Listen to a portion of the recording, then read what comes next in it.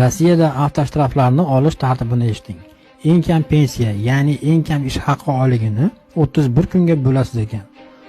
31 ming rublni 31 ga bo'lsangiz, 1000 rubl eng katta shtraf. Eng kichik shtraf 100 rubl ekan. Putinga avtoshtraflarni oshirish taklifini qilishganida, Putinning gapini Mishustin hukumat vakillariga yetkazdi. Hukumat xalqni talon-taroj qiladigan mafiya, reket yoki biznes tashkilot emas. Ba'zi davlatlar bo'lib ketganidaqa.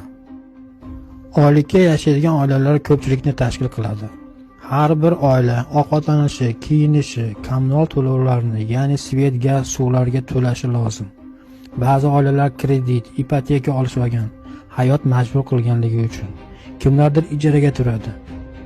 Agarda hukumat kuniga berilayotgan maoshidan oshiqcha shtraf miqdorlarini ko'tarilishiga yo'l qo'ysa, xalq ochlikka qulab ketadi.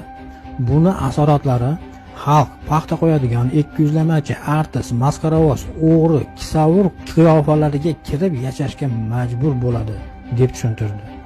Keyin bilinglarki, Rossiyada hukumat o'rnatgan radarlardan tashqari boshqacha radarlar yo'q.